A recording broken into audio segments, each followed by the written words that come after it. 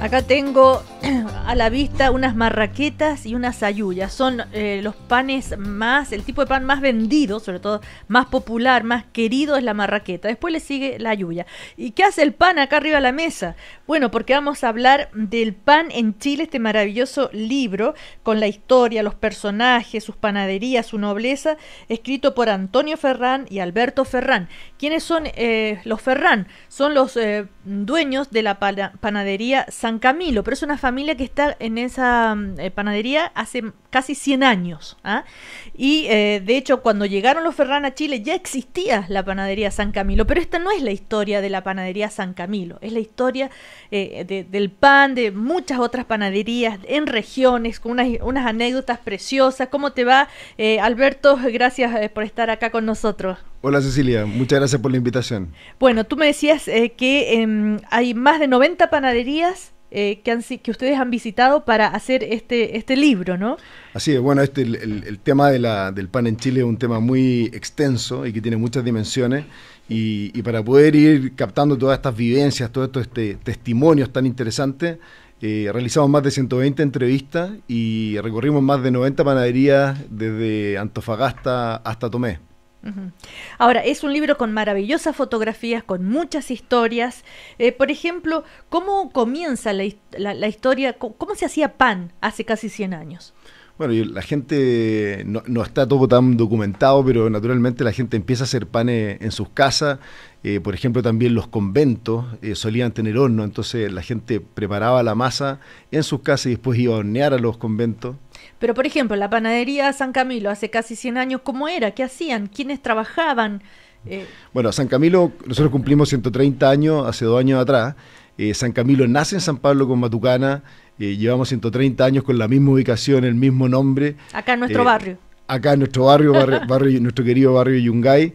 Y bueno, nace como todas las panaderías, como un negocio pequeñito ahí en San Pablo. Y después con el tiempo esto va creciendo, los clientes, me imagino, fueron pidiendo más productos, quizás gente también más allá del barrio. Entonces la panadería empieza a crecer y a repartir panes fuera de la comuna de Santiago.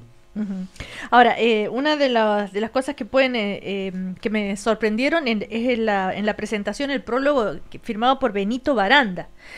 Y nuestro querido Benito Baranda, dije, ¿qué tiene que ver? Entonces él dice, es difícil olvidar los olores de la infancia. Para él está en mi memoria la huella imborrable del milagroso olor a marraqueta recién salida de ese horno gigante que conocí de niño en la panadería de mi abuelo Antonio Ferrán Sabaté, la San Camilo. Así que Benito Baranda tiene que ver con esta historia también. ¿Ah? Sí, bueno, con Benito somos primos, él es parte de la familia Ferrán. Y él siempre iba con nuestro abuelo desde chico, iba a la panadería San Camilo, entonces tiene muchas historias también, claro, relacionadas con el mundo de la panadería. Bueno, hay muchas frases, dichos que ustedes han incluido, por ejemplo, más bien un pan en casa que 200 en la plaza. Así es. Después otro que dice, por dinero baila el perro y por pan si se lo dan. Ahora, hay toda una relación emocional, afectiva con el pan, ¿verdad? Decíamos recién, no hay nada mejor que despertarse en la mañana con olor a la marraqueta caliente y si le ponemos mantequilla, qué rico. Tiene todo un valor que va más allá del objeto en sí mismo, del producto en sí mismo. El pan no solamente alimenta el cuerpo, sino que también alimenta el espíritu. Y para nosotros los chilenos el pan es algo muy significativo, muy relevante, es muy simbólico. Nos ha acompañado por tanto tiempo en nuestra historia. Y yo digo, es parte de nuestro capital emocional como país, el pan y la marraqueta por sobre todo. Ahora, ¿qué pasó en la historia del pan cuando empiezan los supermercados a vender pan? Bueno, yo creo que los supermercados presentan un desafío para la industria. Si uno ve en otros países, también pasó con anticipación. Y bueno, finalmente yo creo que en este mercado que es tan grande pueden convivir supermercados, pueden convivir panaderías. Yo siempre creo que el pan de la panadería es distinto y la calidad, también la forma como uno lo compra, la relación que se va generando con la misma gente de la panadería. hay espacio para todo en este mundo. Ahora, recordemos que una de las características de las panaderías es que llegan los maestros panaderos a las 5 de la mañana, 4 de la mañana. Sí, si es que no antes en muchas panaderías también. Sí, y esto de que muchos panaderos son de origen mapuche, ¿todavía se da eso? Se da, pero bueno, también con el tiempo se ha ido perdiendo, se ha ido mezclando la población. Pero naturalmente, bueno, el rubro de la panadería es un trabajo que es sacrificado, muchas veces de noche, es un trabajo que requiere mucho esfuerzo, perseverancia, ¿cierto? Estar todos los días ahí. Dentro de la historia de la panadería en Chile, se dio que hubo una inmigración muy grande de las zonas rurales a la ciudad, y muchos mapuches entraron a trabajar en las panaderías en Chile. Claro, pero ¿es verdad eso que dice que son los mejores panaderos? Bueno, son los mapuches, un pueblo que en el fondo tiene una historia que es difícil, tiene una historia que además es de esfuerzo. Por lo tanto, yo creo que de alguna manera congenió muy bien con las necesidades que tenía las panaderías. Ahora, este es un libro realmente muy lindo, es un libro con unas fotografías preciosas, es como un libro de arte, con todas las historias. Más vale pedazo de pan con amor que gallinas con dolor, dice otro de los dichos. Hay historias de personajes, por ejemplo, no sé, el último mayordomo. ¿Qué es el mayordomo qué hace el mayordomo? Bueno, en muchas panaderías está el empresario panadero, que muchas veces incluso puede tener más de una panadería, y siempre hay una persona que es el administrador o es el mayordomo, que es la persona que generalmente vive incluso en la panadería, y es el que es como el señor Corales del circo, que abre el circo, tiene que preparar los ingredientes para hacer el pan, busca a la gente, está preocupado de la harina y que salga bien el pan. ¿Pero es un personaje que tiende a desaparecer? Yo diría que es un personaje que en el tiempo cada día menos panaderías tienen mayordomo. Uh-huh. Ahora, por ejemplo, los panes que tienden a desaparecer también. Hay muchos tipos de panes, dicen ustedes, que se hacen solo a pedido o que derechamente se han dejado de elaborar. Por ejemplo, el mendocino, el bocado de dama, el pan de molde, la coliza, el perezoso, Viena. ¿Cuál es el perezoso? Dice, era un pan blanco como el batido, pero que levantaba. Se le echaba manteca o grasa. Eran larguitos. A veces venían varios pegados, lo cuenta Mirna Collado de la panadería Lugaro de Antofagasta. Claro, bueno, eso es otra gracia del pan, que también hay muchos panes que son locales en Chile. Sí. No solamente todo es marraqueta y ayuya, y hay panes que son conocidos a veces solamente en un pueblo o en una región. De eso también contamos algo en el libro. Es una pena que esté también desapareciendo el bocado de dama, que es esta que tiene como forma de caracol. A mí me encanta ese pancito. Ese deporte de la palma de una mano, ideal para preparar sanguchitos de bonita presentación. Su masa lleva manteca y es dura y laminada para que se pueda enrollar. Sí, como un caracolito. Ahora, el repartidor de pan. Hay unas historias. Dice, un buen repartidor de pan debe saber que el pan se embolsa frío. Eso es lo que nos pasa siempre cuando uno compra el pan caliente y lo mete en una bolsa plástica. ¿Qué pasa? Claro, se humedece y chao. Claro. Por eso es muy importante las bolsas de papel. Después, considerar el gusto de los clientes, a los que les gusta el pan más tostado, a los que les gusta más blanco, que se vende por unidad, no por kilos. Dice, un buen repartidor, dice acá, se cobra al contado. Estos repartidores que iban en la bicicleta con el canasto, ¿todavía existen? Hay cada día menos, y lo otro que también es muy tradicional era el reparto en carretón, tirado a caballos, que eso cuesta de encontrar. Por ejemplo, en Rengo hay una panadería que tiene casi 100 años que se llama La Espiga de Oro, que todavía varios carretones salen a repartir por las zonas rurales. Uh-huh. Y después, por ejemplo, el repartidor en triciclo La Florida. Acá hay un personaje que se llama Florentino Cuminao. En un triciclo azul, dice, reparte pan de la panadería San Andrés en La Florida. Todos los días, desde las 10 de la mañana. Tiene 80 años y hace 60 años que es el repartidor de pan de la misma panadería. O sea, muchas historias humanas tiene el libro. A partir de estas personas se habla del pan, ¿no? Sí, porque, bueno, parte de uno de los objetivos que tenía este libro era de alguna manera también hacer un homenaje a toda esta gente que muchas veces de forma invisible o silenciosa ha estado garantizando o pudiendo permitir de que todos comamos pan calentito todos los días. Entonces un poco lo que buscaba este libro era visibilizar estas historias, historias de esfuerzo, historias de sacrificio. Eso es parte también de lo que estamos buscando con la publicación de este libro, El pan en Chile. ¿Y tú qué haces en la panadería, Alberto? Hoy día estoy a cargo del negocio familiar. ¿Pero sabes hacer pan? Sí, pues por supuesto que sí. Oye, hay también toda la historia de cómo fueron evolucionando los hornos de pan, ¿eh? Desde los más antiguos hasta los actuales. ¿Cómo es el horno que se usa ahora? Bueno, hoy día las panaderías tradicionales todavía uno encuentra el famoso horno chileno que está hecho con ladrillos, que es una especie de bóveda donde el pan se pone directamente sobre los pastelones. Y es un horno que es muy grande, ocupa mucha superficie. Y después, bueno, ya están también los hornos más modernos. Y otra cosa que es interesante es que distintos panes también requieren distintos tipos de horno. No todo el pan se hace en el mismo horno siempre. Ahora, Alberto, ustedes también tienen acá el tema de la marraqueta. ¿Cómo se hace una buena marraqueta? Una buena marraqueta, lo más importante es hacerlo con mucho cariño, porque es un pan que es muy noble, es un pan que es muy simple, se hace con harina, sal, agua, levadura, y requiere procesos largos, y requiere una forma muy artesanal de hacerla para que realmente salga de buena calidad. Así, a ver, pero sin embargo es la más vendida. Entonces... Es la más vendida, pero por ejemplo es muy difícil hacer en la casa. Curiosamente, la gente le cuesta mucho poder hacer una buena marraqueta en la casa. Requiere cierto volumen, requiere ciertas condiciones de horno, requiere ciertas condiciones de humedad para la fermentación. No es un pan fácil, se ve muy fácil, se ve muy simple, pero es bien complejo. Ahora, a propósito de la marraqueta, hace un tiempo estuvo ahí en la noticia por el tema de la sal, ¿no? ¿Ustedes han bajado la cantidad de sal en la marraqueta y en general tú crees que las panaderías han adoptado esa recomendación? Yo creo que de todas maneras es algo que es una tendencia, como muchas otras tendencias respecto a la alimentación saludable, y yo veo que muchos panaderos han hecho esfuerzos por ir tratando de reducir la sal. Ahora, sin embargo, la sal es un elemento esencial en la marraqueta.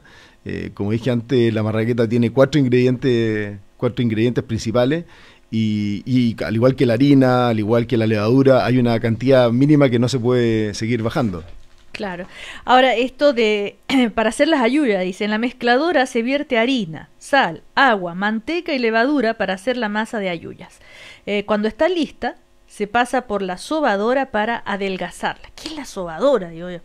La sobadora básicamente es una máquina que tiene dos rodillos donde uno pone la masa y finalmente la va laminando, la va transformando como una sábana. Que esa sábana después se va plegando la masa, se sigue pasando por la sobadora, finalmente se pone en un mesón y después, generalmente con un estampador, se troquela la forma de la yuya. Claro, es que yo pensé que todavía se siguen poniendo, poniendo el pan debajo del brazo, ahí en la axila. ¿Ah? Yo eso por lo menos no lo he visto. Habría que tener un brazo Popeye para hacer eso. Oye, ahora hay muchos elementos en las panaderías actuales que se usan desde hace muchos años, que no han cambiado finalmente. Sí, bueno, si bien esta industria ha ido evolucionando, hay cosas que no cambian. O sea, para marcar la marraqueta, el famoso palito, ese se sigue usando. En las panaderías tradicionales, los paños de Osnaburgo, por ejemplo, son fundamentales. ¿Qué son esos? Los paños de Osnaburgo son unas tiras de algodón que deben tener unos 15 centímetros de ancho y unos 3,5 metros de largo, y sobre eso se va poniendo la masa ya formada en estos paños y sobre los tablones, y en ellos después ocurre la fermentación y los paños de alguna manera van ayudando también a poder mover el pan sin tener que tocarlo, porque la marraqueta es muy frágil. Entonces, si uno tocara la marraqueta cuando ya está fermentada, antes de poner al horno, el pan se baja.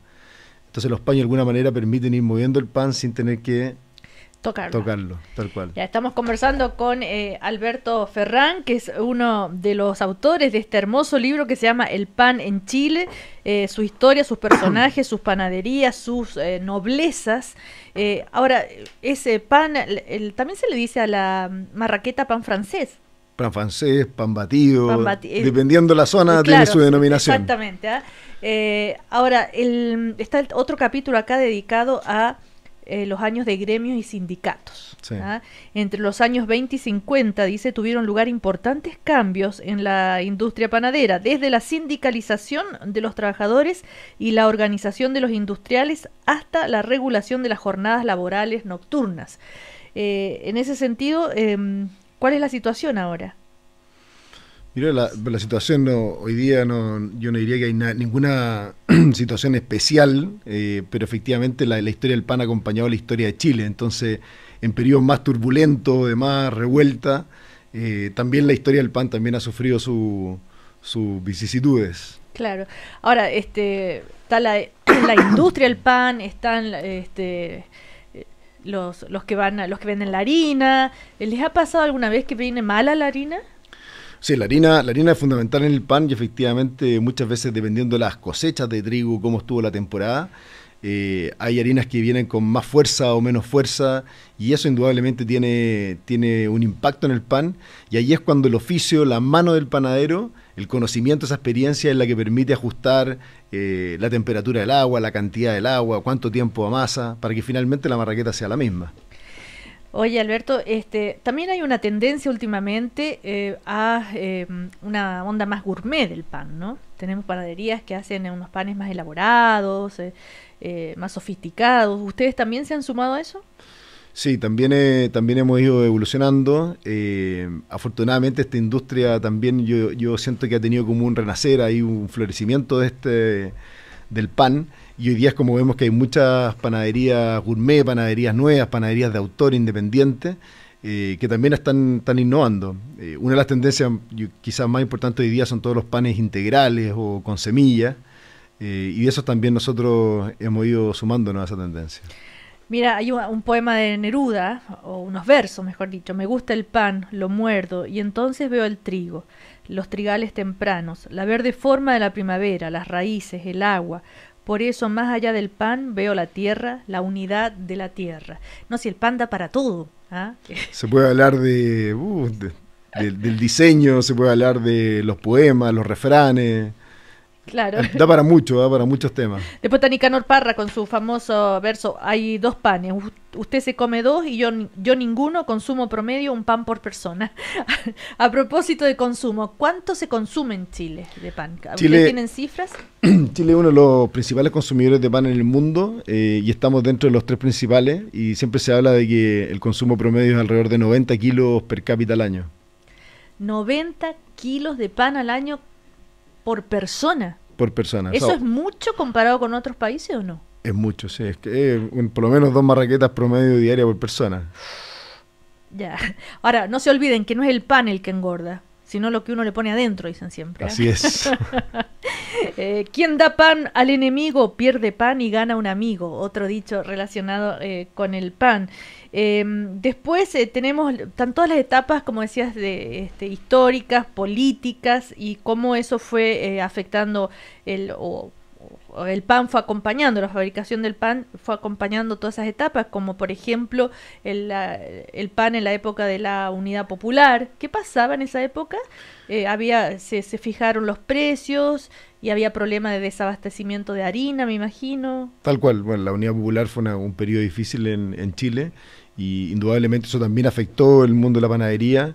Y tal como dijiste tú, había restricciones de precios, había desabastecimiento de harina y eso influyó en la calidad del pan y en la disponibilidad también del pan para los chilenos. El pan, que es lo más democrático del mundo, todos comemos más o menos el mismo pan, ¿verdad? Y este libro entonces muy muy lindo que se acaba de publicar porque tiene muchas historias de los protagonistas del pan desde hace 100 años hasta ahora. Así que te felicito, este libro se llama El pan en Chile, su historia, sus personajes, sus panaderías, su nobleza.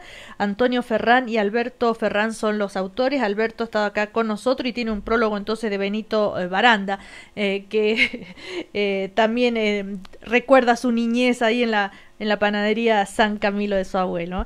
Gracias, Alberto. Muchas gracias, Cecilia, por este espacio para poder hablar de este gran libro. Gracias. Yo ahora vamos a escuchar música, así yo puedo probar la marraqueta y la yuya. Ya, vamos.